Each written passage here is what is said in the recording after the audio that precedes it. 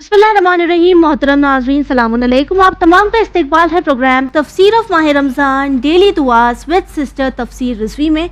जैसे कि हम जानते हैं आज 17 ऑफ माह रमज़ान है, तो आइए बढ़ते हैं आज की दुआ की तिलावत की तरफ और इसके मानी की तरफ। बिस्मिल्लाहिर्रहमानिर्रहीम।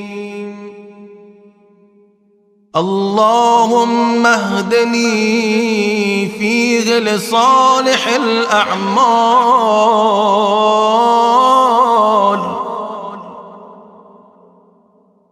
واقض لي فيه الحوائج والآمال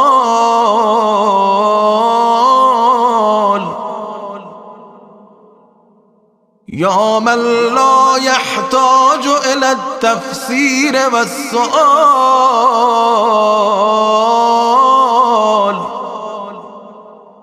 يا عالما بما في صدور العالمين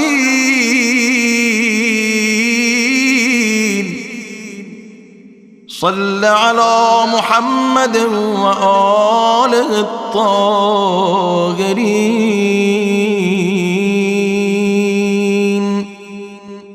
اے اللہ، آج کے دن مجھے نیک اعمال بجا لانے کی ہدایت فرما اور اس میں میری حاجتیں اور خواہشیں پوری فرما۔ اے وہ جو سوال اور ان کی وضاحت کا محتاج نہیں ہے، اے اہل عالم کے سینوں کے راز کو جاننے والے، محمد اور ان کی پاکیزہ آل پر رحمت فرما۔ السلام علیکم۔ علیکم السلام ورحمۃ اللہ وبرکاتہ۔ جی سسٹر، بہت ہی خوبصورت دعا، بہت ہی خوبصورت اس کے میننگ ہے، جس میں اللہ ہمیں ہدایت کے بارے میں کہہ رہا ہے کہ اللہ جسے چاہے اسے ہدایت فرماتا ہے۔ تو کیا لوگ یہ سمجھ لیں کہ اگر وہ غلط راستے پر ہے تو انہیں اللہ کی طرف سے ہدایت نہیں مل رہی؟ اعوذ باللہ من الشیطان الرجیم، بسم اللہ الرحمن الرحیم وبہ نستعین وہو خیر ناصر و معین۔ دیکھیں، اس دعا میں جو اللہ سے ہم نے اور آپ نے پہلی دعا مانگی ہے وہ یہ کہ پروردگار عالم آج کے دن نیک اعمال کی جانب مجھے ہدایت دے۔ یہ اس لیے کہا جا رہا ہے کیونکہ پروردگار عالم نے ہمیں پیدا کرنے کے بعد اختیار دیا ہے نا، خلق کیا، خلق کر کے بتا دیا کہ نیک راستہ یہ ہے، برا راستہ یہ ہے۔ نیکی کی جانب جاؤ گے تو جنت ملے گی اور اگر برائی کی جانب جاؤ گے تو جہنم ملے گی۔ چوائس ہماری ہے، چوائس ہماری ہے، اختیار اللہ نے دے دیا۔ لیکن اس کے بعد اللہ یہ کہہ رہا ہے کہ نیکی کے راستے پر جب چلنا تو یہ نہیں کہنا کہ ہم اپنی مرضی سے چلے ہیں، نہیں، اس میں بھی اللہ کی توفیق شامل حال ہوتی ہے۔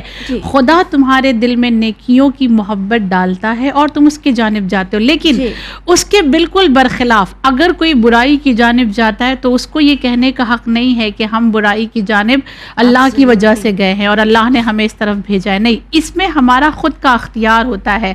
ہم جب نیکی کے راستے پہ چلتے ہیں تو پہلے ہم نے چنا ہے، اس کے بعد اللہ ہماری مدد کرتا چلا جاتا ہے، ہم اس میں آگے بڑھتے چلے جاتے ہیں۔ جیسے ہم عام کہتے ہیں نا، مجلسوں میں بھی ہم سنتے ہیں کہ آپ ایک قدم بڑھاؤ تو اللہ آپ کے لیے 10 قدم بڑھاتا ہے۔ ایسا ہی ہے، وہ بہت خوبصورت روایت اس وقت میرے ذہن میں نہیں ہے، مگر کہتے ہیں نا کہ ایک نیکی جو ہے پہاڑ کی طرح ایک انسان کو لگی۔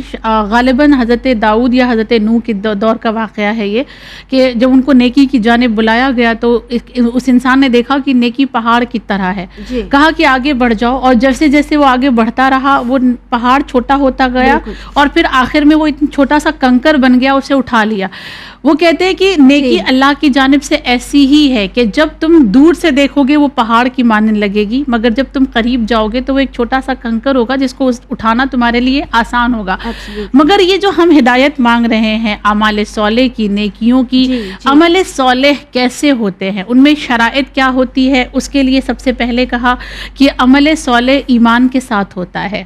اگر ایمان نہیں ہے تو آپ جتنا بھی چاہے عمل کر لیں وہ صالح عمل نہیں کہلائے گا۔ دوسرا، عمل صالح صرف اللہ کے لیے انجام دیا جاتا ہے، لوگوں کی تعریف کا انتظار اس میں نہیں ہوتا۔ تیسرا، عمل صالح میں لغو اور بیہودگی کی کوئی باتیں نہیں ہوتی ہے۔ چوتھا، عمل صالح ہمیشہ زمان اور مکان بھی دیکھتا ہے، ہم یہ دیکھیں کہ نیکی ہم کون سے زمانے میں، کون سے وقت میں اور کون سے مکان میں کر رہے ہیں۔ فرق پڑتا ہے نا. مثال کے طور پر ایک نکاح کسی انسان کا ایک ایسے ہال میں کیا جائے جہاں پہ میوزک بج رہی ہے, ٹھیک ہے, اور ایک نکاح مسجد میں کیا جائے, دونوں میں فرق ہے نا, بہت فرق ہے. نیکی ہے, دونوں بھی نیکی ہے, نکاح نیکی ہے, مگر ایک کا جو مکان ہے, جگہ ہے, وہ صحیح نہیں ہے, اور ایک کی جو جگہ ہے وہ مسجد اللہ کا گھر ہے, تو دونوں نیکیوں میں فرق آتا ہے. اسی لیے کہا گیا کہ نیکیوں کے لیے زمان اور مکان کا دیکھنا بھی ضروری ہے کہ کس زمانے میں ہم کر رہے ہیں اور کس مکان میں ہم کر رہے ہیں. اسی کو نیک عمل, عمل صالح کہا گیا ہے. اس کے بعد اگر ہم آگے دعا دیکھیں تو ہم نے اس میں آل محمد کو وسیلہ بنایا ہے, درود پڑھا ہے نا اس میں, اگر ترجمہ کی طرف آپ نے توجہ دی تو اس میں درود ہے.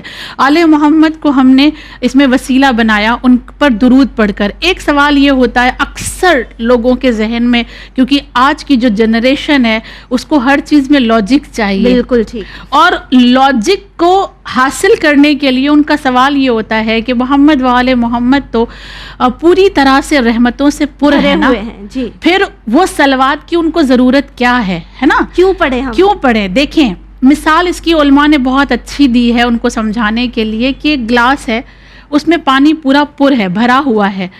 اب اگر اس میں ایڈ کریں گے پانی اور پانی ڈالا جائے گا, اوور فلو ہوگا, اور وہ کس کے اوپر گرے گا, ہمارے اوپر. ہم نے گلاس پکڑا ہوا ہے, اس میں بھرے ہوئے گلاس میں اگر پانی ڈالیں تو وہ پانی ہمارے اوپر ہی گرے گا. اسی طرح اہل بیت پوری طرح سے رحمتوں اور برکتوں سے پر ہیں. جب ہم ان پر اس کے اوپر بھی درود بھیجتے ہیں تو اس کی برکتیں اللہ ہمیں دیتا ہے. وہ برکتوں کا نزول خود ہمارے لیے, ہمیں بہت ضرورت ہے, بے شک ہمیں اور آپ کو اس کی سب سے زیادہ ضرورت ہے, مگر ہم یہ بات سمجھ نہیں پاتے. اس میں بھی اللہ بتا رہا ہے کہ وسیلے کے ذریعے سے میرے پاس آنا, جب وسیلے کے ذریعے سے آؤ گے تو تمہاری دعا بہت سٹرونگ ہوگی. ڈائریکٹ اللہ سے مانگا جا سکتا ہے, لیکن اللہ نے قرآن میں کہا وابتغوا الیہ الوسیلہ, تم میرے پاس آنے کے لیے وسیلہ قرار دو, اور اس کے ذریعے سے آؤ گے تو میں تمہیں قبول کروں گا. جیسے قرآن کی آیت ہے وَاعْتَصِمُوا بِحَبْلِ اللَّهِ, کہ اللہ کی رسی کو مضبوطی سے پکڑ لو. آیا آسمان سے کوئی رسی ایسی اتری ہوئی ہے زمین پر جو ہم پکڑ کر آسمان پر, نہیں, ایسا نہیں ہے. یہ حبل اللہ کیا ہے؟ اہل بیت فرماتے ہیں نحن حبل اللہ. امیر المومنین نے فرمایا انا حبل اللہ, یعنی میں حبل اللہ ہوں, ہم حبل اللہ ہیں. ان کو پکڑو اور اللہ کی بارگاہ میں پہنچ جاؤ. اور یہ ماہ رمضان ہمیں اور آپ کو یہی درس دیتا ہے کہ ہم اس ماہ رمضان میں قرآن اور اہل بیت کو جدا نہ کریں, ایک ساتھ رکھیں اور دونوں کے دامن کو تھامتے ہوئے اللہ کی بارگاہ میں حاضری دیں. ہاں بالکل ٹھیک. اور اگر ہم ایسا کرتے ہیں, قرآن اور اہل بیت کو ساتھ میں لے کر چلتے ہیں, تو انشاءاللہ اس ماہ میں ہم کامیاب ضرور ہوں گے. انشاءاللہ آپ سے کل ملاقات ہوگی, تب تک کے لیے دیجیے اجازت. شکریہ.